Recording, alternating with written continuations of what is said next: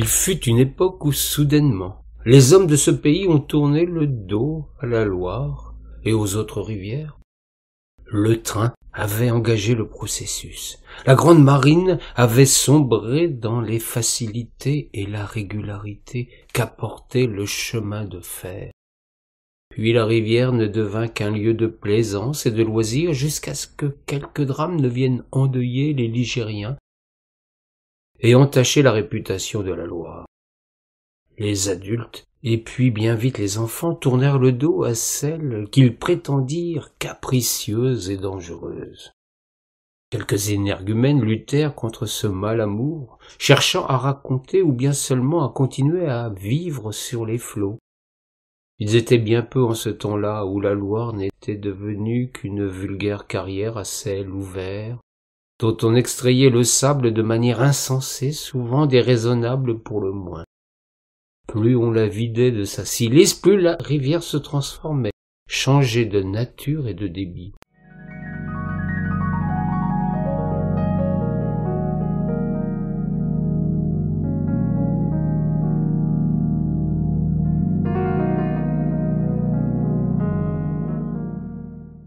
Monsieur Boucard était l'un des derniers gardiens de la tradition. Avait-il eu un prénom? Je n'en sais rien. Il était Boucard pour tout le monde. Ainsi va la destinée de certaines personnes qui imposent étrangement le respect et la distance. Boucard pêchait et arpentait la rivière en narrant sa glorieuse histoire, quand d'autres, tous les autres, lui tournaient le dos et en disaient grand mal. Boucard avait un mal qui le rongeait, un mal sournois qui vous amenuise progressivement, qui vous pousse inexorablement vers la sortie. Il le savait sans se soucier de trouver dans la médecine une réponse ou bien un remède. Son paradis, il en était convaincu, viendrait de la Loire et de son projet fou. Il allait se construire une petite embarcation en bois légère, manœuvrante, différent de toutes celles qui existaient encore et qui gisaient abandonnées sur les rives. Il avait conçu le dessein de rendre hommage à Dame Ligène, de retrouver l'exaltation des grands périples d'autrefois. Il désirait que son petit rafiot soit assez léger pour remonter le plus haut possible sur la rivière, soit à la rame, soit avec le vent grâce à une voile soigneusement taillée dans une toile de chanvre. Il l'avait pensé avec amour, construit jusqu'au bout de ses forces. Il savait qu'il n'irait pas dessus, mais comme un enfant, il y avait mis tous ses rêves et tous ses espoirs.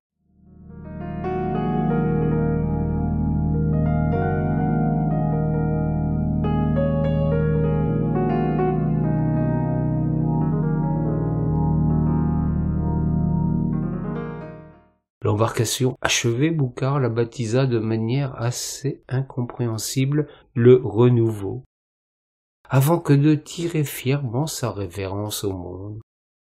Son bateau restait là, dans un garage à quelques encablures de la grève. Il n'avait laissé aucune indication, ne disposait ni d'héritier ni de confident. Personne pour reprendre ce flambeau et mener à terme un projet qui restait à jamais secret. C'est du moins ce qu'on pouvait penser alors. Quelques adolescents en mal d'aventure qui avaient bénéficié des conseils en matière de pêche du vieil homme voulurent utiliser son frêle esquif abandonné là au hasard et pourtant si beau. Ils le mirent à l'eau et tentèrent, par une pente naturelle à cet âge, de suivre le chemin le plus aisé, celui du courant. Ils ne tardèrent pas à comprendre que ce diable de petit bateau n'en faisait qu'à sa proue, remuant en tous sens jusqu'à les faire passer par-dessus bord.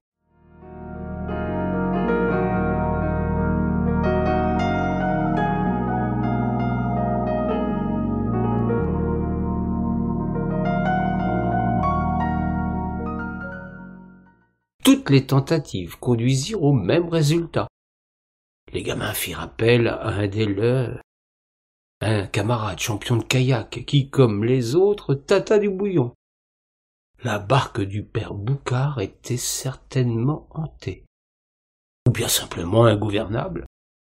beaucoup penché pour la seconde hypothèse, d'autant que le vieil original n'avait, jusqu'à ce qu'il lui prenne cette fantaisie, jamais construit de bateau.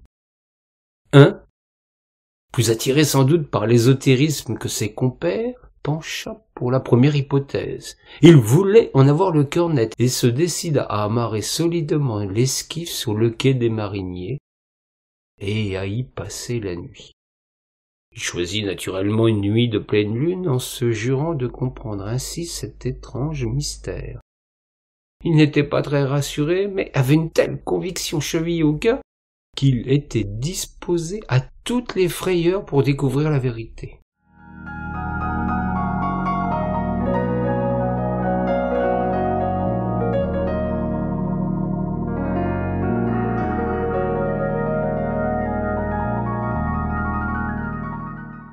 Or, il ne fut pas déçu. Il passa la nuit la plus incroyable de son existence, un moment unique qui vous conduit dans le monde des esprits, des songes et des êtres de la nuit. Il fut bercé par d'étranges visions. Il perdit pied avec le réel, somnola dans un halo de visions mirifiques. Il crut voir sur la berge un grand sabbat réunissant elfes, lutins, korrigans et sorcières, quand il se réveilla tout à fait avec le père Boucard assis à ses côtés. Tous deux alors se mirent à converser tranquillement, comme si le bonhomme n'avait jamais été mis en terre quelques mois plus tôt. Le gamin l'aimait bien, il avait été son voisin, et ne s'étonna nullement de ce prodige. Le père Boucard lui expliqua alors que jamais son bateau n'irait vers Laval. C'était un choix bien trop facile qui ne correspondait pas au message qu'il avait voulu léguer aux nouvelles générations. Avant de mourir, il a fait vœu que son petit bateau remonte la Loire jusqu'à Brive-Charensac, en dépit des difficultés, des rochers, du courant et des obstacles dressés par les hommes. C'était là la première étape d'une longue rédemption pour la rivière.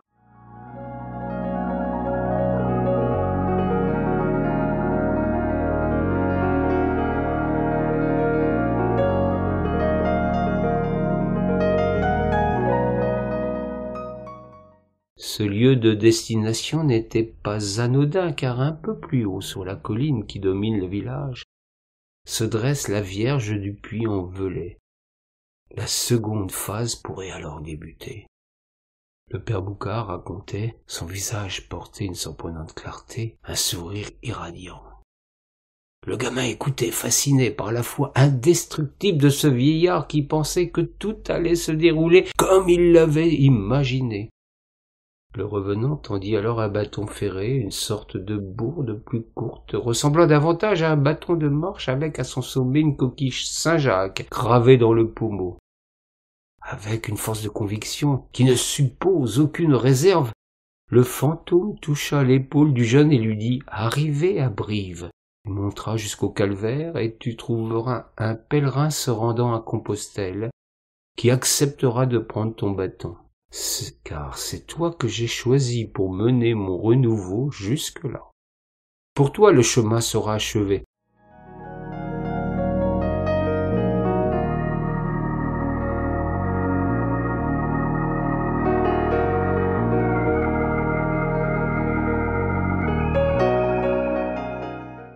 Tu pourras revenir sur la rivière. Cette fois, la barque t'obéira aussi vers Laval. Elle t'appartiendra pour toujours. Tu pourras à ton tour sillonner la Loire en tous sens, mais l'aventure ne s'achèvera pas pour autant. Elle se prolongera avec le bâton magique. Pour que reviennent les bateaux de bois sur notre Loire, il faudra que ton pèlerin fasse pèlerinage jusqu'à Saint-Jacques-de-Compostelle, et qu'à son tour, il trouve un marcheur qui revienne jusqu'au puits. Il lui confiera la bourde sacrée pour que se prolonge la grande pénitence ligérienne.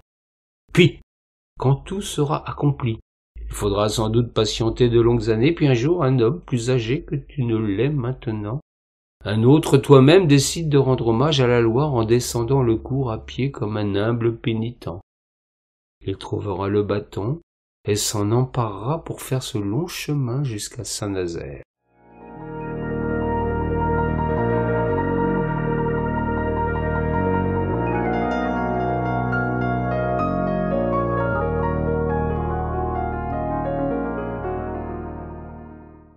L'homme ne dira rien. Partout où il sera reçu avec dévotion et respect, on lui offrira le gîte et le couvert et il poursuivra sa route sans que rien ne change en apparence. Pourtant, là où il passera, des hommes se dresseront pour reprendre à leur tour le flambeau des anciens. Ils seront quelques fous au départ, ils se lanceront dans la construction de grands bateaux de bois. Quelques fées sortiront de l'eau, et de vieilles légendes oubliées aujourd'hui referont surface. Les habitants de ce pays cesseront alors de bouder la rivière, de lui attribuer tous les péchés du monde. Elle redeviendra à la mode. On lui fera fête un peu partout tout au long de ce cours. Des grandes manifestations renaîtront, la Loire sera honorée par les institutions mondiales. Elle redeviendra cet écrin merveilleux qu'à notre époque, ils ont tous oublié d'admirer. C'est à toi qu'appartient la première étape de cette lente et difficile renaissance. Va, mon petit, et que le ciel soit avec toi.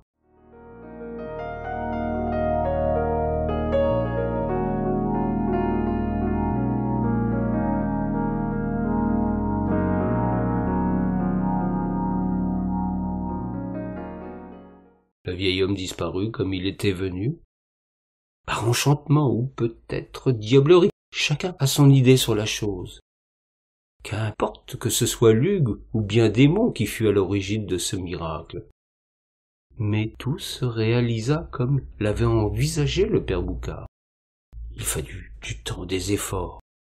Surtout pour celui qui remonta son cours en naviguant parfois, en poussant souvent, en traînant à d'autres moments ce petit esquif, ce frêle renouveau d'alors, qui allait enfanter bien des années plus tard toutes les embarcations qui naviguent fièrement sous vos yeux au Festival de Loire.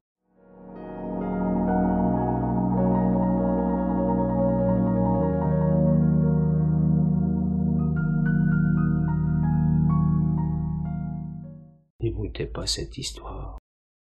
Elle n'appartient qu'à ceux qui ont encore une âme d'enfant. Les autres se contenteront de croire que ce sont les hommes qui ont tout conçu, bien aidés par des subventions généreuses. Il faut les laisser s'en convaincre quand ils partiront aux inaugurations et aux grands discours pompeux. Laissez-les raconter leur propre version du renouveau de la marine. De toute manière, ce sont là des gens bien trop sérieux pour accorder foi à mes sornettes et prendre le temps de venir les écouter.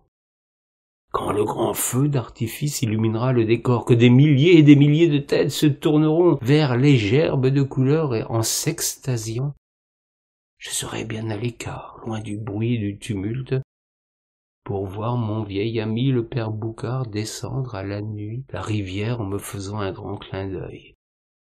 Lui seul avait tout imaginé, et il me parut tout naturel de lui rendre son renouveau, bien qu'il ne soit plus à présent qu'un mystérieux spectre errant sans cesse au-dessus de l'eau. Je tenais ici à lui rendre cet hommage qu'il mérite grandement.